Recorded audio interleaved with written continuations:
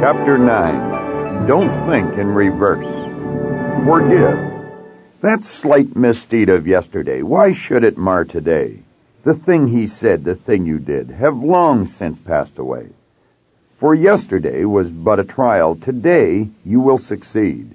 And from mistakes of yesterday will come some noble deed. Forgive yourself for thoughtlessness. Do not condemn the past, for it is gone with its mistakes. Their memory cannot last.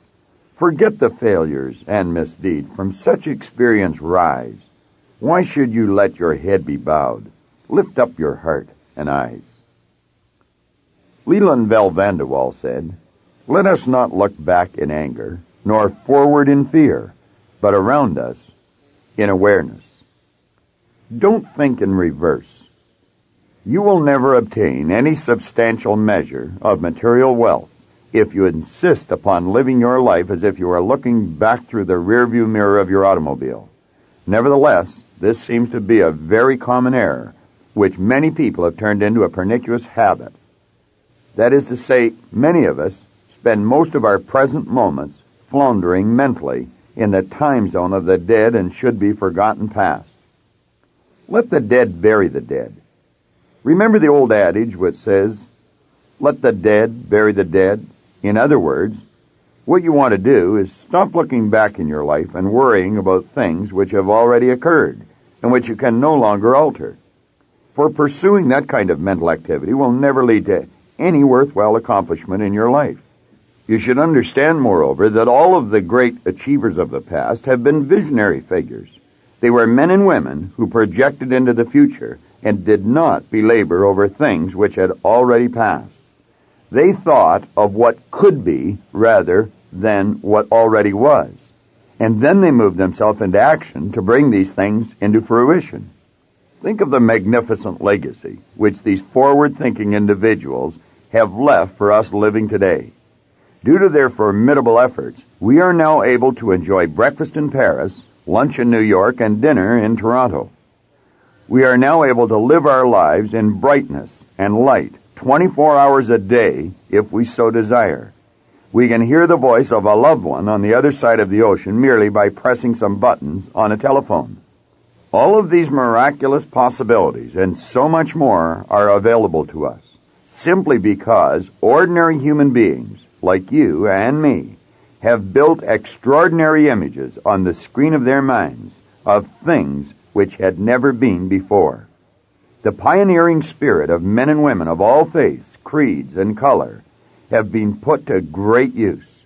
Those praiseworthy individuals were able to look into the future to see what could be rather than what already was.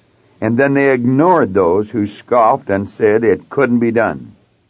Also understand that all great achievers always expect to do great things. And then they turn around and do them. Do not be misled by your sensory factors. We are, each of us, endowed with the same basic mental tools which the Wrights, the Edisons, the Bells possessed. And we all have the God-given ability to employ those tools just as they did. All of us have been blessed with the mental capacity to gaze into the future, to see our lives in a richer and a more satisfying state. Therefore, regardless of the present circumstances in which you find yourself, clearly understand that if you can build the image of something new in your mind, something that far surpasses anything that has occurred up until now, you have the ability to realize that result in the physical world. It could not be more clear that all of us have been born rich in the sense of having a magnificent God-given potential which we owe ourselves to nurture. Just how great is this human potential? Let's check with the experts. Dr. Alexander Rich, professor of biophysics at MIT, has estimated our central nervous system contains from 10 to 100 million cells, each one of which has a storage capacity equal to that of a large computer.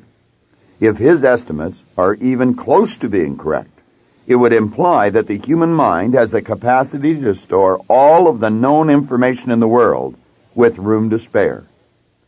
Other specialists in the field of human creativity are similarly convinced that all people have uncharted reservoirs of untapped potential locked up within the confines of their incredible minds.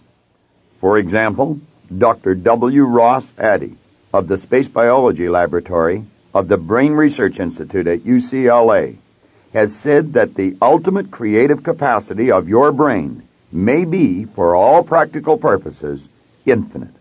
One must conclude, therefore, the more a person delves into the potential of the human being, the more that person will become aware of how great he or she truly is. And the more that person becomes aware of his or her own potential, the easier it will be to build images of ideas or things which have never even been contemplated up until the present time. Now pause for just a moment and reflect upon the degree to which you have been utilizing this incredible power to improve the quality of your own life and the lives of those people who surround you. If you know for a fact that you have not been tapping into these great reservoirs of talent and ability, then you should ask yourself very candidly why you have not been. For if you do this, you might just discover that you have been telling yourself for such a long period of time that you can't do certain things that you have actually manufactured a genuine mental block in your own conscious mind. But you should remove these mental blocks by putting yourself into a very relaxed state and by then becoming consciously aware that you can do the things you want to do. You probably just don't know how to go about doing them. If this is the position which you currently find yourself in, then you should start getting excited, for the ideas which are being brought to you in the pages of this book will show you exactly how to go about doing the things you most wish to do. Also, please be advised, you do not need to feel regret because you have not fully utilized this great power in the past. For the truth is, there are few people anywhere who understand the real truth concerning their own hidden resources. That is the very reason why so few people live dynamic, exciting lives, and so many people live confused, unproductive lives. Moreover, just on the basis of what you have read up to this point, you have already far surpassed most other people with respect to your understanding of this important potential. It would appear to be the case that the masses of people have always lived their lives in the past tense. That is to say, by virtue of holding on to old images, they have limited themselves to only half a life. Indeed, even as far back as the turn of the century, William James, 1842 to 1910, one of the world's most distinguished early psychologists, reached the conclusion the average individual was using only a small portion of his or her real potential, perhaps as little as 10%. He considered this to be one of his most important psychological discoveries, and in this connection he wrote, "Most people live, whether physically, intellectually, or morally, in a very restricted circle of their potential being. They make use of a very small portion of their possible consciousness and of their soul's resources in general. Much like a person who out of their whole bodily organism should get into the habit of using and moving only their little finger."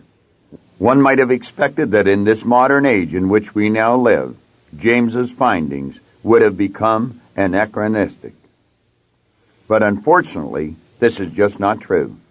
For the sad reality is that most of us are continuing to live our lives in much the same manner as our grandparents did. The reason we do this, you will be interested to know, is that most of us have never been trained to measure our true abilities correctly. Indeed, during the formative years of our lives, we have been inculcated with the belief that our results in school would be the factor determining whether we would win or lose in life. This notion has been fired at us from virtually every conceivable angle, until eventually most of us have not only come to accept it intellectually, but we have actually become emotionally involved with the idea as well. The result is, the lives of untold numbers of individuals have been needlessly sacrificed on the altar of failure. I feel time has come for us to free ourselves from these mental shackles of the past. Let us therefore begin this healing process by getting in touch with a wide variety of beautiful images which we have the ability to form on the screen of our own minds. Then let us begin to actually expect to receive the physical manifestation of each one of these images in our own lives. Remember, if we are able to see ourselves doing, being, or having something on the screen of our conscious minds, then we are able to do, be, or have it on the physical plane of our life as well. You see, the adage is true. What you see is what you get. Therefore, always look forward into the bright future which lies just ahead of where you currently are situated. Let me make it clear that I am not referring in this context to the things which you can actually see with your physical sense of sight, that is, looking at what was or is. Rather, I am referring to your creative inner eye, which enables you to see what can be. The creative inner eye is that magnificent part of your personality which permits you to see into the vast reaches of the creative, non-physical world. This is the area where all life begins or originates. The past, conversely, is the place where all life ends. But unfortunately, it is also the place where 95% of the people spend 95% of their time, which is sadly also their life. For example, it is an accepted ritual in our culture for old friends to spend hours upon hours reminiscing or harping back on the good old days of yesteryear. Hours upon wasted hours of precious present living time is squandered discussing people who are dead and gone, or reflecting upon things which used to be, but are no more. In fact, there are actually numerous individuals who spend their days collecting things from the past, or antiques, as they are sometimes called. These people collect everything from old matchboxes to antique furniture. Then, there is another large category of people who consume the majority of their waking hours reliving in their minds past negative events which have occurred in their lives. They either spend valuable hours thinking of some past injustice which someone has done to them, or possibly about some unkind remark which someone had once directed in their direction. They bemoan and agonize over past failures or missed opportunities, which they somehow let slip through their fingers. Unfortunately for them, these individuals maintain such a negative vibration that there is not even the most remote possibility of a positive thought entering their level of consciousness. Indeed, the only thing this type of thinking will ever create is resentment and or guilt, both deadly emotional states.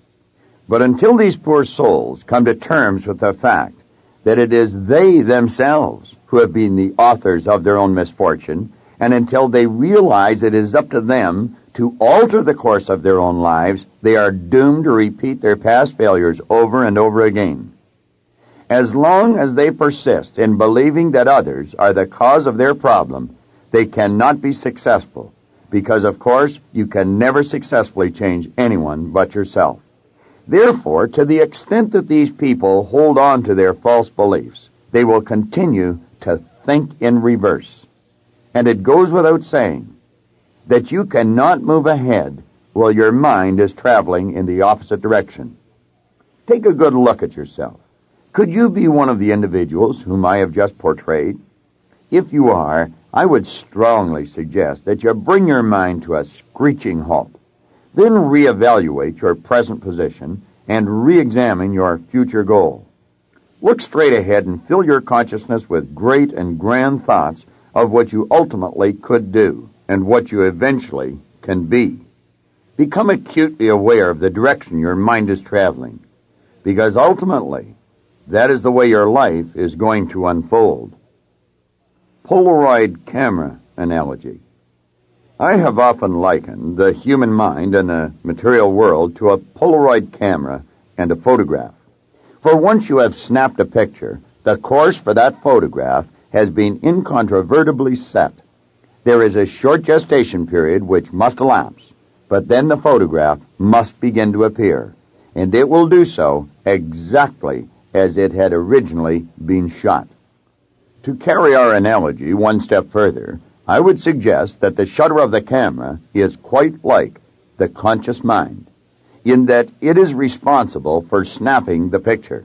Similarly, the camera itself may be likened to the subconscious mind, because it is responsible for doing the work. Finally, the photograph is analogous to your results, as it merely shows the world the physical replica of the picture which you have already taken with your mind. Clearly, if you were to take a picture of the same object over and over again, you would do nothing more than reproduce the same photograph over and over again. Yet this is precisely the course which many people set for their own lives. Therefore, you must constantly be reminding yourself that if you persist in thinking in reverse, you will only reproduce the same results in your life over and over again. If you wish to change this pattern, on the other hand, you must look bravely into the bright future which lies ahead and see yourself already doing what you now only dream about doing someday. Patty's Cruise. Patty Moyer first came to our seminar with her parents when she was only 11 years old. By the age of 15, she was already speaking in the seminar and sharing with the audience the manner in which a concept in the seminar had moved her from failing miserably in French at school to honors grades, and in a relatively short period of time to boot. 5 years later, she was working with me in the seminar business. One day I noticed her attitude seemed to be slipping badly, and it appeared to me that she was not enjoying herself one iota. Note that those are the first telltale symptoms of an individual who is without a goal. So I asked her what it was she really wanted, and her immediate response was, "What do you mean by that?" I explained to her that since she wasn't working towards anything, she didn't have anything to look forward to, and this made life extremely difficult, to say the least. Then she said, "But I don't have any money, so I can't do anything." I reminded her, however, that it doesn't cost even 1 penny to want or to dream. A radiant smile suddenly came across Patty's face, and she told me that what she wanted more than anything else was to go on a South Sea cruise. I said to her that would probably be a lot of fun. I told her I had done it a number of times myself, and I described to her how beautiful it was. I also expressed my expectation that she would have a truly marvelous time. I pointed out, moreover, that she would retain the memories from that trip for the rest of her life, and she could then relive them over and over again whenever she desired it. At this juncture, I asked her what was holding her back. Again, the same response was forthcoming from Patty. "I don't have any money." This type of negative thinking had been crippling her by preventing her from undertaking something in her life which she felt was very important. But the real reason I bring this story up here is to illustrate that even though Patty was mature, had no ties, and had no real reason not to go on the trip, her own thinking was holding her back from doing so. Clearly, she was a young lady who was thinking in reverse. She had thoroughly convinced herself it was a lack of finances which thwarted her desire, but of course that just wasn't the case. Nevertheless, whatever the source of her real frustration may have been, it was certainly holding her back from realizing her dream. Understand that untold numbers of people are making the same error Patty made daily, and it is a great tragedy. Perhaps you have been making this same error in your own life. If you have, I hope Patty's story will be the inspiration you need to get you moving in the direction you wish to go. In any case, one day Patty and I went to lunch together, and we had a very serious discussion. I said, "Listen, Patty, if you really want to go on a cruise, you must quit looking back or looking at what is, because looking at present results is a very common form of thinking in reverse. You must commence to look ahead, and you must start applying what we profess in the seminars. So go ahead and book your trip, make definite plans, and don't give one thought to anything going wrong. Know that whatever you need for your goal to materialize will begin to be attracted to you as soon as you accept the idea that you are going and make definite plans to do so. If it is money that you need, you will have it. It might not all be in place until the very last moment, but if you see it and you believe it and you expect it, you most certainly will receive it. I won't bore you with the details of how things all came together, but I will tell you they came together in wondrous and unexpected ways. Eventually, Patty actually attracted more money than she required for her trip. I was at the airport at approximately 6 a.m. with Patty's parents on the morning that she left, and it was a tremendously gratifying experience for me to see her face aglow with nervous excitement. Suffice it to say, she went on her cruise. She had enough courage to travel alone, and she enjoyed a trip which she will surely remember all the days of her life. But what is even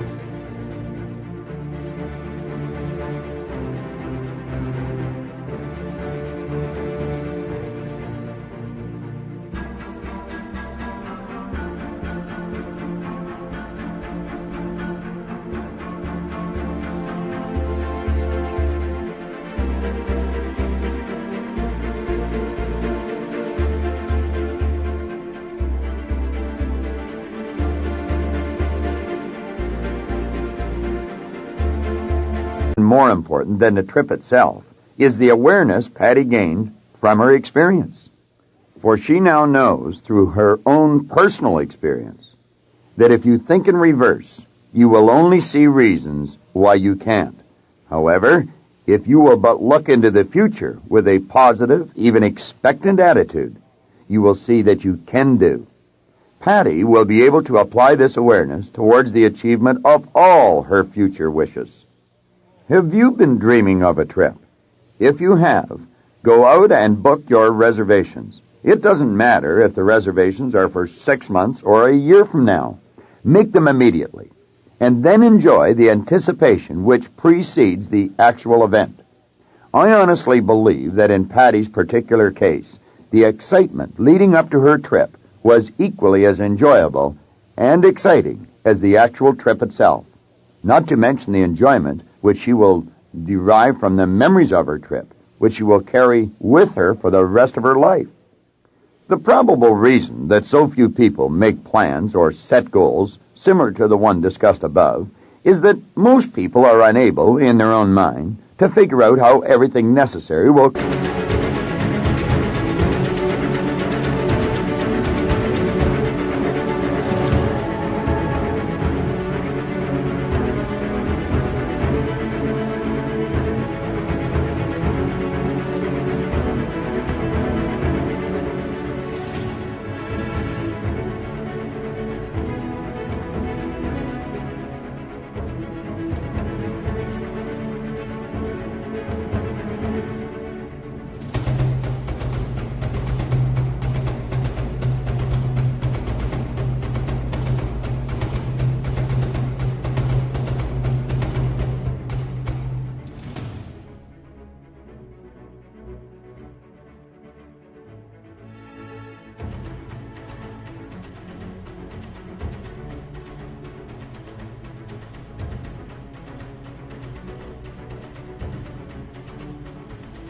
come together.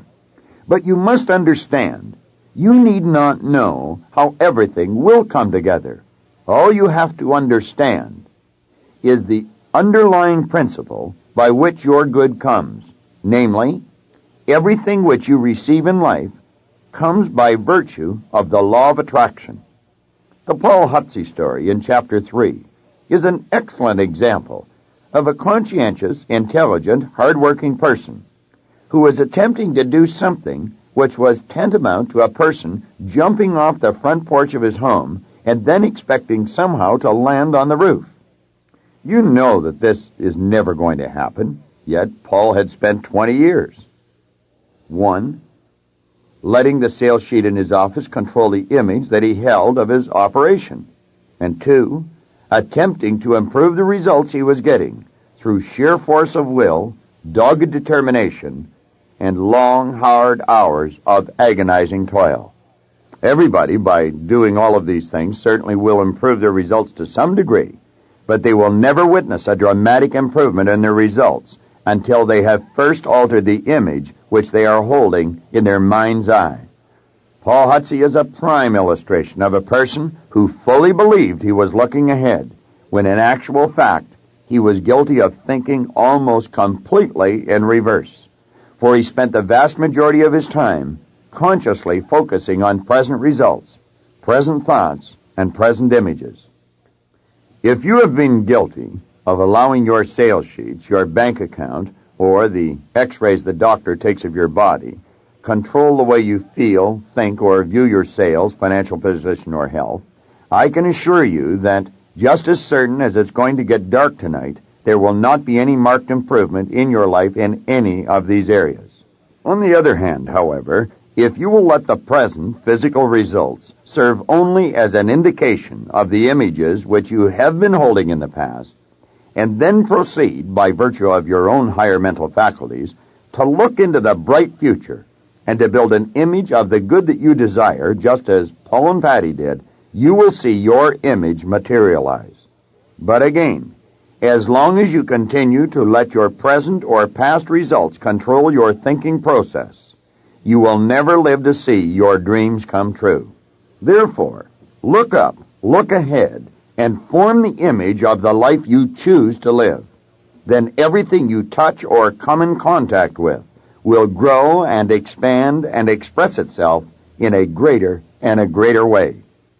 Individuals who are thinking in reverse very rarely, if ever, originate ideas which lead them to providing meaningful service to others. The reason for this is that they are only able to see what someone else has already done. As a result of their limited mindset, the rewards which they will ultimately receive in life are destined to be equally limited. I hope you enjoyed this video. We put a lot of good information up here, and it causes everything in your life to get better. If you'd like us to notify you every time we put a new video up, hit subscribe and then turn on notifications. Check out all our videos, and we will notify you when we put a new one up.